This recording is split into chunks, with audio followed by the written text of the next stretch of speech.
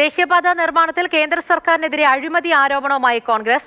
അഴിയൂരിൽ നിന്ന് വെങ്ങളം വരെയുള്ള നിർമ്മാണ കരാർ 1838 കോടി രൂപയ്ക്ക് അദാനി ഗ്രൂപ്പിനാണ് ലഭിച്ചതെന്നും കോൺഗ്രസ് ആരോപിക്കുന്നു. അമൽ തേനമ്പറമ്പിൽ വിവരങ്ങളുമായി ചേരുന്നുണ്ട്. അമൽ, ഇലക്ട്രൽ ബോണ്ടൊക്കെ ഇതിനോടകം തന്നെ കേട്ടതാണ്. കോൺഗ്രസ് വലിയൊരു കാര്യമാണ് ഉന്നയിക്കുന്നത്. എന്താണ് ഇതിൽ വിശദീകരിക്കുന്നത്? ദേശീയപാത നിർമ്മാണവുമായി ബന്ധപ്പെട്ടുള്ള പ്രശ്നങ്ങൾ സജീവ ചർച്ചയായി നിൽക്കുകയാണ്. പലയിടങ്ങളിലും റോഡ് തകർന്നതുമായി ബന്ധപ്പെട്ട പ്രശ്നങ്ങൾ നിലനിൽക്കുന്നു. ഇതിന്റെ ഉത്തരവാദിത്തം ആരെ ഏറ്റെടുക്കുമെന്ന കാര്യത്തിൽ പോലും വലിയ ചർച്ചകൾ നടക്കുകയാണ്. അതിനിടെയാണ് ഇപ്പോൾ കോൺഗ്രസിന്റെ ഒരു അഴിമതി ആരോപണം കൂടി ഈ വിഷയവുമായി ബന്ധപ്പെട്ട് ഉയർന്നു വരുന്നത്. അഴിയൂരിൽ നിന്നും വെങ്കാലം വരെയുള്ള നിർമ്മാണ കരാർ ലഭിച്ചത് അദാനി ഗ്രൂപ്പിനാണെന്ന് കാണിക്കുന്ന ചില രേഖകൾ കോൺഗ്രസ് എക്സിൽ പങ്കുവച്ചിട്ടുണ്ട്. ആ കരാർ ലഭിച്ചത് 1838 കോടി രൂപയ്ക്കാണ്.